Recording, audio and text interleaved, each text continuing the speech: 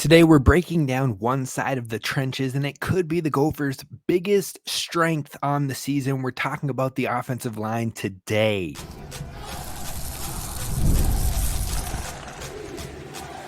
You are Locked On Golden Gophers, your daily podcast on the Minnesota Golden Gophers, part of the Locked On Podcast Network, your team every day. What's up, Gopher fans? You're listening to Locked On Golden Gophers, part of the Locked On Podcast Network, your team every day. My name is Kane Rob, host of the podcast, former collegiate football video coordinator and recruiting assistant, here to talk Golden Gophers with you each and every day of the week, Monday through Friday. Today, we're breaking down the Gophers offensive line room. Now, we've been going room by room and giving you thoughts on potential depth chart, one big story from the room, and then also breaking down our rankings from top to bottom when it comes to the Big Ten position group. So today we're breaking down the offensive line. Tomorrow we're going to break down the entire defensive line. Yes, tomorrow, as in Saturday, we're going to be posting a show as well. We're going to do both the edge and the interior defensive lines in one show. We'll break down one segment with the edges, one section with the interior defensive lines, and then we will go into our rankings of defensive line units across the Big Ten.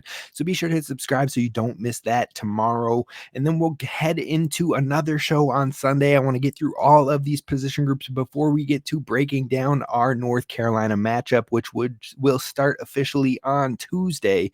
But I definitely wanted to let you know all about that, and we're going to talk about the offensive line today. So let's get to it. First off, the most important factor for Minnesota in 2024, in my opinion, could be the trenches, and that starts with the offensive line. Both defensively and offensively, the Gophers have been gearing up, and it will be a key to competing in the Big Ten this upcoming season, especially in the new Big Ten with your USC, with your Washington, with your Oregon, with your UCLA. The trenches are going to matter even more, especially for those schools that are transitioning over. So I think that the Gophers could have some strengths in those departments, especially on the offensive side of things. Now, this group could single-handedly lead to an extra win or two on the season if they are playing at their best level, and that is very impressive in its own right. Now, not only is the upside there on both fronts, both the offense and the defense from these players, but especially on the offensive line, where you could possibly have 8 or 9 guys deep that could start in the Big Ten on your offensive line, which means if someone goes down to injury, you still feel confident in that next man up. Now, when you're looking at the Big Ten last year, and you even add in those new teams, the top 30 defenses in college football from the Big Ten last season for total defense include number 1, Michigan, number 2, Penn State, number 3, Ohio State. So the top 3 total defenses in the entire country were all Big Ten teams. Then on top of that, you got number 7, Iowa, number 10, UCLA, which is now the defensive coordinator for USC. So maybe we see a swing there. The number 11, Nebraska, 16, Rutgers, 22 Oregon, and 30 Maryland. So that is 9 Big Ten teams within the top 30 when it comes to total defense. So that just goes to show you how important the defenses are in the Big Ten, but even more so how important it is to have a strong offensive line. But you might be thinking, okay, Kane, but total defense doesn't mean that the offensive line is really giving things up. And you have a point to that. But if you look at the top 30 schools in sacks last season, Big Ten had number 1, Penn State, number 5, UCLA, number 13, Purdue, number 23, Nebraska, number 24, Maryland, and number 26 in Michigan. So again, 6 schools in the top 30 in team sacks last season. So the offensive line is absolutely critical. So protection is going to be pertinent to staying in games in this conference. And with Penn State, Michigan, Ohio State, Iowa, Nebraska, Rutgers, and Oregon all returning a large number of guys on the defensive side of things, they will likely be added again as some of the best defenses in college football.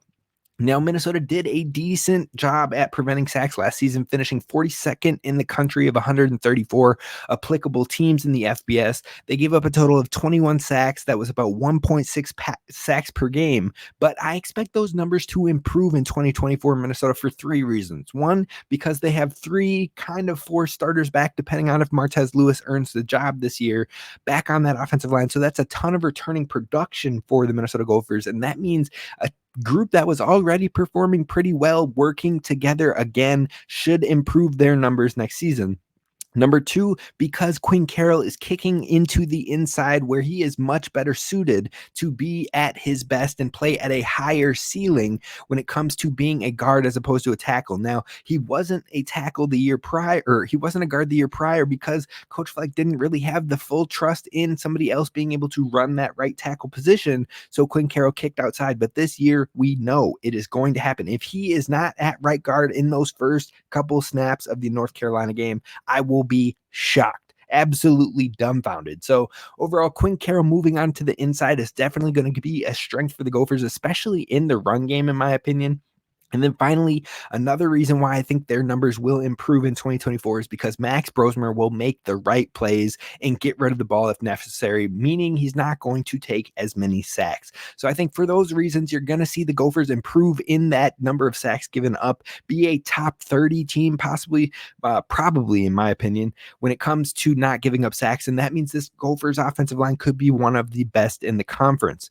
Now, the offensive line should give Minnesota one heck of a foundation offensively, but defensively, we're going to discuss the defensive line again tomorrow in a bit more depth, but they could have a couple high upside difference makers, especially on the edge position. So they should be able to improve on the pressure created, but it might be the most talented edge room top to bottom that I have seen in Minnesota ever. So I'm really intrigued by the talent and the upside in that room. But if Minnesota can be a top 7-ish unit on both sides, offensive line and defensive line, in the conference, I think this Gophers team will surprise a lot of people this year and be more competitive against your teams like North Carolina, like Iowa, like USC, like Rutgers. Now, that doesn't mean they're necessarily going to walk away with wins in those matchups. I hope, fingers crossed. I mean, you and I are both hoping they walk away with wins in every single one of those matchups. But I think you will see very competitive games in those matchups if those trenches are playing top 7-ish level play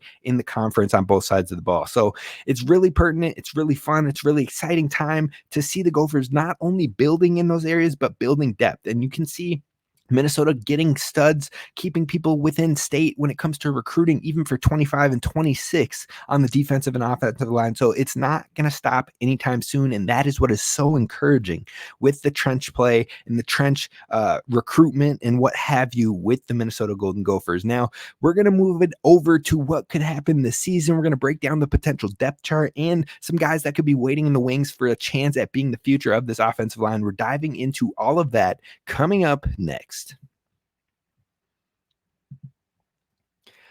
First, I want to talk to you about new friend of the show, and I want to give you a moment to give you heads up on a brand new mobile game that I think you're going to love as much as I do, and that is the Ultimate College Football Head Coach app. In this amazing game in simulation, you get to step into the shoes of a head coach and lead your college football program to glory. Can you imagine if you were actually the head coach of the Gophers? Well, you can try it out for size with this new app, Ultimate College Football Head Coach, or if you've just been obsessed with EA NCAA 25 on the sticks and you want to start your own franchise on the go on your phone, well, you're definitely going to want to download the Ultimate College Football Head Coach app. It is completely free. It has no ads and it is 100% playable offline, so you can play on the go as you want and when you want as well. And of course, we have a special offer for your Locked On Gophers fans, listeners, and that is the promo code Locked On CFB. That's all capital letters, Locked On CFB, inside the game store to receive a free boost to your program. So not only do you get to have fun doing it, but you get rewarded for being a Locked On listener. So make sure to take advantage of this perk and it will get your team off to a strong start. So download the game. Just visit ultimate-cfb.com. Again, that's ultimate-cfb.com, or look it up on the app stores as Ultimate College Football Head Coach or Ultimate College Football HC, beginning your coaching legacy today. And don't forget to use Locked On CFB, all caps, to get your boost from the game store on your Ultimate Football Head Coach. Definitely check it out today. All right, Gophers fans, let's break down the offensive line depth chart, in my opinion, the two deep, who could be traveling with the Gophers, who could be the next man up. But when you're talking about the Gophers offensive line, their strength, and the starters, you got to kick it off with the best of the rest, and that is Ariante Ursery, one of the best run blockers in the entire country. And I still don't think we've even seen the best of his football quite yet, and we could be seeing it this upcoming season. Now, there's a reason that folks believe he could be a first-round pick conversation this year. Ton of scouts are loving him. He's a Senior Bowl watch list, East-West Shrine Bowl watch list, preseason All-American second team. Ariante Ursery is the real deal. Daniel Faalele called this way back when he was going through the draft process, said this dude is going to be the next man up, and he wasn't wrong. He wasn't wrong one bit. Now, Ariante Ursery is going to lead the charge. I think he's going to continue to be an elite run blocker, but I think he'll even take a step up in the pass blocking game as well with Max Brosmer on hand. The passing game should thrive a little bit more than what we saw in the last season. So Ariante Ursery leads the charge, but next to him in the left guard position is Tyler Cooper. He was there for a lot of last year, but he kicked back and forth between the left and the right guard at times. Now, Tyler Cooper is your best pass blocker on the team. So your left side of the line is very, very strong. And on top of that, he was the second best on the team when it came to overall offensive line grades on PFF. He's an above average line grade. And I think him paired with Ursery gives that left side of the line some nasty upside. And also he's getting some NFL interest as well, making some of those watch lists, including the Senior Bowl, including the East-West Shrine Bowl. So that's two players. And the Gophers have three players that are getting love on all of those lists and getting some NFL scouts interested in the potential upside of playing at the next level. Now, it's somebody who's not going to be playing at the next level next season because he's too young to get there is Greg Johnson, who is stepping in as the starting center this upcoming year. Now, he's transitioning to a new position. He was playing the guard position as a true freshman, but he's still growing in it. I remember in the spring and in the fall a bit, you saw some low snaps, you saw some adjustments that are being made, but overall, I think Minnesota saw the upside enough in Greg Johnson to give him live reps as a true freshman on the field, starting against North Carolina. So I think that that's a big moment in itself, knowing that he could play Power 5 play in week 3 of last season. We saw some highlights. We saw maybe a couple of lowlights, but I think Greg Johnson's potential is untapped on this offensive line. Now, long-term, this dude should be a stud, and he doesn't take crap from no one. I mean, it doesn't matter if it's Devin Eastern. It doesn't matter if it's an opposing team member. Greg Johnson is going to stand strong and be at the helm of that offensive line. Now, PFF has been very inconsistent with his grading and numbers over the last season, but I'm thinking this year could be a very positive stride for him moving forward. And knowing that if something better were to arise, more consistent were to arise at the center position, Greg Johnson has the upside to play anywhere on the interior line and be very elite at it. So Greg Johnson is going to be a staple on this offensive line for the next few years. Now you kick over to the right guard. That's where Quinn Carroll is going to be playing. We mentioned that in the first segment, but he has played the last 2 seasons as a right tackle, and this isn't his ideal position. Minnesota wanted him at the right guard last year, but they didn't have trust in anyone else to the fullest extent. So they had Quinn go back to right tackle that he played 2 years ago. And you know what? I think he's a better run blocker than a pass blocker. So having him on the inside should only help the Gophers' interior run game, inside run game, and having the wisdom next to your new center, who is very young and whatnot, can be immensely helpful as well. Quinn Carroll is the third player that is on those watch lists and has NFL scouts somewhat interested. So I think all three of those veterans who have started now, this will be at least multiple years. Both Carroll and Ursery but this will be starting year number 3, and Tyler Cooper will be his second year starting. But overall, all 3 of those guys bring a ton of upside, a ton of consistency, and a ton of good line play. Now, the right tackle position is the only position that has a little bit of a question mark in my mind, and that is not necessarily a question mark of how good they can be, but rather who will win the job. You've got Phillip Daniels. Phillip Daniels is a red shirt freshman. He plays with a ton of ferocity. He plays with a chip on his shoulder, and he has really impressed the coaching staff this spring and heading into the fall. Even if he doesn't win the job, I think they're going to find ways to get him on the field like they did with Greg Johnson in his true freshman year. I think you're going to see that with Phillip Daniels in his red shirt freshman year. But Martez Lewis is one of the players battling with him. He was a starter last year. He played at the right guard position. They initially wanted him at the right tackle, but he wasn't quite ready for it. Now, hopefully he's gotten a little bit quicker on his feet and quicker in the back shuffle to be able to play on the tackle position, but we will see. If not, maybe Phillip Daniels pushes him for the job and takes it.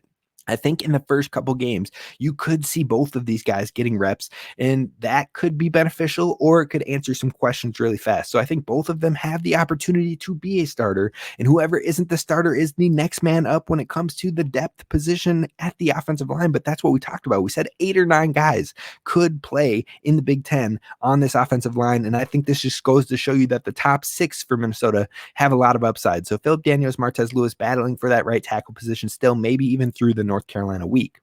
Now, when you move to the 2 deep, who are the second string that travels with the team, they keep the guys fresh, they keep it going, they could maybe sneak in a game here and there. The first is left tackle Nathan Roy, second highest graded player in the Gophers 2024 recruitment class, and in the highest graded class in PJ Fleck's era. So overall, this was an All-American Prep Bowl player, though he didn't play in that actual game due to recovering from an injury. He did early enroll. He's been working here since the spring, and he has seemingly found himself as the backup left tackle, ready to take over as the starter next year once Ariante Ursery goes to the NFL. Super high upside, comes from Wisconsin, so they got one across the border, and I like the upside of Nathan Roy long term. Now, at the right tackle position, whoever's going to be second in line, I think that's whoever loses the battle eventually. And then beyond that, they also brought in a massive transfer from UTEP. And I mean massive as in this dude is a huge human being. Aluma Nikhil, he comes from UTEP. He maybe needs a little bit more work with this offensive line coach and this system and whatnot, but the upside is there. And he has a similar build as someone like Daniel Faalele. So overall, maybe they can work that into something down the line, but again, at least on the 2 deep for the Gophers. Then on the interior, 2 players to mention, Ashton Beers and Tony Nelson. It seems like they kind of are the next men up when it comes to that position. They were getting a lot of run with the 2s in the spring and in the fall. Ashton Beers is the backup center. Ashton Beers can play on either side of the guard. So if it's an interior lineman that needs to be swapped out or subbed or needs a breather or an injury happens, Ashton Beers will be the next man up. Now, overall, beyond that, the Gophers still have a ton of depth further than that 2 deep that we just mentioned. I think young guys that will get a shot to compete next season could be on the 2 deep this year, could be traveling with the team, learning the system and what have you. First one I got to mention is Brett Carroll. Now, he didn't join until the fall, so he's still playing some catch up. He's still going to get in the strength program. He's still going to be a little ways off from getting onto the field, but overall, I know this Minnesota program is very excited by his upside. Again, another player who went to the All-American Bowl. He played center in high school. He was a center for the All-American Bowl, so overall, he's got some upside at that center position. If he catches on and gets ready for next season, maybe he goes to the center, maybe Greg Johnson kicks into an interior guard position, or maybe if Greg Johnson is a stud at the center this year, then Brett Carroll can kick on the inside as well. But I like him long term. Jerome Williams, another former 4-star guy, but he was lost to injury for the entire year. He had a leg injury this season, so he will not be playing for the Gophers. We will not be practicing for the Gophers, but hopefully he can get that rehabbed and get back by the spring sessions and be able to work for next year. Minnesota has been working with him as an interior player as well, both at the guard and center positions.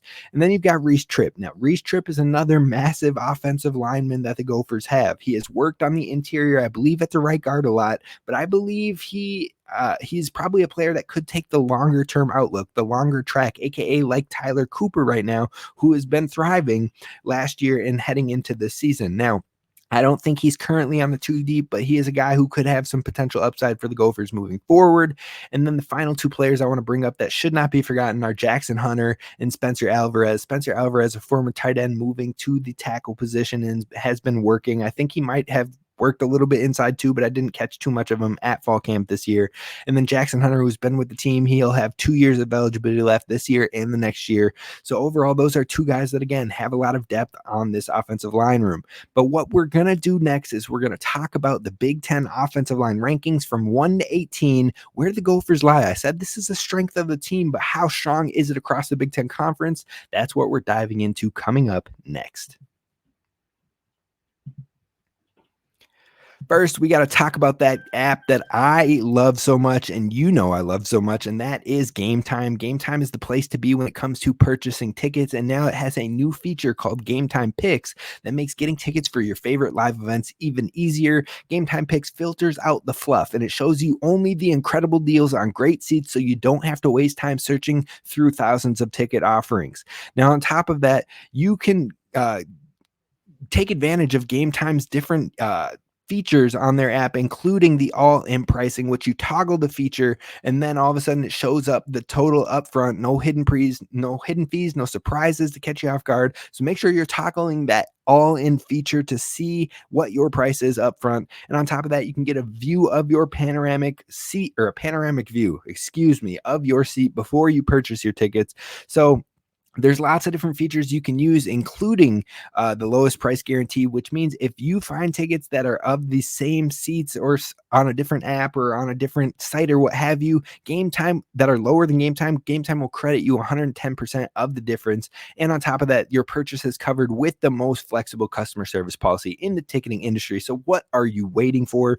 Go take the guesswork out of buying tickets with Gametime. Download the Gametime app, create an account, and use promo code LOCKEDONCollege for $20 off your first purchase. Terms and conditions apply. But again, download the app, create an account, and then use promo code LOCKEDONCollege. That's LOCKEDON college for $20 off. Download Gametime today. Last minute tickets, lowest price guaranteed. All right, Gophers fans, we are ranking the Big Ten offensive lines 1 to 18. Where will the Gophers fall? I think you're going to be relatively surprised, and I'm not calling it homer. If you listen to any of the other position group breakdowns we've been doing across the offense, you will notice I've had the Gophers really low in some occasions. I've had them in the middle of the pack in some occasions, but I do believe this is a strength of the Gophers, and it might catch some people off guard. Now, number one, I've got Oregon. They boast the second best tackle tandem in the entire country, only second to LSU. Now, LSU might potentially have 2 first-round tackles to get drafted by the NFL this upcoming season, so it's hard to top that. But you've got these 2 tremendous tackles at Oregon. On top of that, you have a left guard who is returning, and their new center who was the first offensive line off the bench for them last year, a former 4-star recruit. So they brought in an IU transfer to fill that 5th spot. We'll see if that happens, but he was a former IU starter. So that means you've got a ton of experience, a ton of power conference play from your O-line, and a high-powered offense. It's hard to go wrong with that. Now, number 2, I've got the Wisconsin Badgers. That might surprise some people, but they have 3 offensive line starters back in Huber, Malman, and Nelson. All 3 of them are positive players. And then on top of that, they've got Renfro coming back at the center position. Now, Renfro hasn't played in some time due to injuries, but he was a starter with Fickle at Cincy, and he held the job down. So a former player that could do really well in the system. And then on top of that, they have a former recruiting stud, a top Wisconsin player or recruit in Brunner, who is likely to start this year as well. Big human being. And he could be the upside to this offensive line. So they have upside, they have experience, and together, that paired together could be very dangerous for a Wisconsin team that is still coming together in year 2 of Luke Fickell. Now, number 3, I've got your Minnesota Golden Gophers. Now, again, another team that might catch some people by surprise, but you have one of the top left tackles in the entire country, plus 2 guards who were full-time starters back as well. Now, Minnesota boasts a ton of experience, but they didn't give up a ton of sacks, and they might have 2 high upside young guys ready to step in and take over next to these 3 experienced veterans. If Philip Daniels wins that job on the right tackle, you've got 2 guys that one's a redshirt freshman, one's a true sophomore, that would be pairing up with 3 veterans that have high upside and getting NFL scouts looks and acknowledgments. That is a high upside offensive line across the board. So Minnesota definitely in the top 5, and I've got them at number 3. Number 4, I've got Ohio State. It's hard for me to fully anticipate this offensive line. Ohio State usually has a really good group regardless, but that being said, when surveying the fan landscape across Ohio State fans on Twitter and what have you, it seems like there is a little bit of hesitation on how good the offensive line could be as a whole. So if that's the worry I'm seeing from the fan base, I have to take that into consideration. So rather than helmet school grading, I'm going to trust what I've seen from Wisconsin and Minnesota and put them ahead of Ohio State State, even though Ohio State comes in at a respectable fourth. They have Fryer back, Simmons back, and Jackson back for the Buckeyes. And then they could be higher up, but I'm going to trust my gut on this one. You go to number 5, and I'm going to put the Rutgers Scarlet Knights. 4 starters returning with a unit that helped the run game produce the Big Ten leading rusher last season. This is something you can't complain about. On top of that, you have a plus offensive line that didn't have a great passing game, but they were the 4th lowest sack rate among Big Ten teams last season. So this should be a unit that has solid upside and consistency in 2024. Number 6, I've got the Michigan Wolverines. They lost 5 starters, so you'd think they'd be way lower, but I can't put this group in the top 5 in good faith, but I also can't put them outside of the top 10 due to the absolute studs they churn out year after year. Now, they have experience in Hinton, who transferred from Stanford a couple of years ago, and then also Preeb, who transfers in from Northwestern, who was their best offensive lineman. Those two, plus some others that have been working in the system with new head coach Sharon Moore, who was the offensive line coach. Obviously, he knows what he has, and he is not too worried about it. So overall, Michigan will have a top 10 unit, probably closer to top 5, and I have some respect for them, but I couldn't put them in my top 5. Number 7, I've got Nebraska. You got Ben Scott, who is capable of being an all-conference center. And then you've got Bryce Benhart, who returns, and he has a ton of upside as well. They have an intriguing Florida transfer who I like, and I think Nebraska is slowly building things together with Coach Matt Rule in this Rule era. I think they're going to get things together. They're going to get to a bowl game this year, and I just got a little bit of respect for the Cornhuskers heading into 2024. You go to number 8, and I've got Penn State. Now, Penn State has to replace 3 starters that are off to the NFL, but they have a ton of highly recruited players over the last few years in recruits. So as long as their player development is going well, which it has been from an NFL perspective for many, many years, then they should be a top 10 unit. I still see the upside of Penn State as higher than some of the next couple schools, even though the next couple of schools I list might have more returning starters. Now, speaking of next couple of schools, we're going to number 9, and that's USC. They've got Pregnon, who is super talented. He's back. They've got Monheim, even though he's shifting to the center position. They're both returning as starters, and word on the street is that they love some internal player development that they have with both Murphy and Page as tackles in this spring, so they didn't aggressively attack the offensive line in the transfer portal. So the biggest thing is, can they hold up against Big Ten defenses? We've talked about how the Big Ten defenses have been the real deal over the last few years. And on top of that, it's a lot more physical for this offensive line. So can they hold up week after week? We're going to find out very quickly. This USC team could finish lower than the 9 that I have them at. Now, number 10, I've got Iowa, 4 starters back. It's hard to be low on a unit that brings that much consistency back. I think the depth could be in question for Iowa if they lose anyone to injury, but it should be one of the better units solely for them having a lot of consistency back instead of the up and down that they have been used to over the last few years. Now, 11, I've got Purdue, you've got Musa, you've got Hartwig, you've got Mbo. All of them are highly valued vet players and returners who started last year. And then you have a first-team All-MAC transfer with a ton of starts under his belt, which could lead to an improved unit for Ryan Walters in year 2. Number 12, I've got Illinois. Though they lost some important pieces on the offensive line, they return an all-conference honorable mention at center. Plus, they have 2 very talented transfers coming in Widgeon, who comes from Michigan State and has experience in the conference, and J.C. Davis, who is a very, very highly rated PFF player from New Mexico. So Davis, like I said, graded really well. And then you've got Chrysler back, who is another guy who has been an all-conference honorable mention for 2 years now. So this Illinois team could piece together very well, and I'm intrigued by Illinois' O-line. You go to Indiana at 13, 2 starters returning from last year in Kadich and Smith. They fought them out of the transfer portal and back to Indiana. And then on top of that, you've got Kidwell, who transferred with the coach from James Madison. He was a quality player for them. And then you've got Wadig, who is transferring from Wisconsin. He's got some high upside. He's played in the conference. So overall, they have a ton of talent in the offensive line room, but can they patch it together? That's the biggest question. Now, the next few schools, it's hard for me to get excited about the offensive line play. I've got Washington at 14. Their offensive line won the Joe Moore Award last year, which is the best offensive line unit, but then they lost all 5 starters.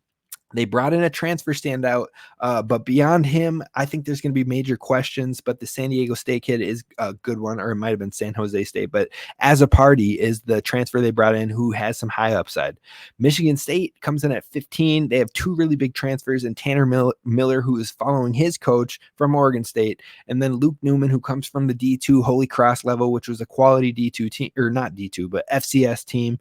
So overall, I like both of those guys. They have a lot of upside, but they will need to hold it together. The interior of this offensive line feels usable, but the tackle position could be the biggest worry for the Michigan State Spartans. 16, I've got Maryland. They got one starter back and a bunch of transfers. The biggest question becomes, can those transfers turn into consistency? And will they be able to piece it together and be up to snuff? Or will it be, last year their offensive line was very average. So if they take a fall from even average, that could be really rough for this Maryland team that also has a new quarterback. 17, I've got Northwestern. They had the 6th highest sacks per pass in the country last year, and they lost their best player to Michigan on the offensive line. They do have 3 starters coming back, but again, those starters all were on a unit that struggled very much last year. So can they all improve together, or will it be more struggles? And then finally at 18, I've got UCLA.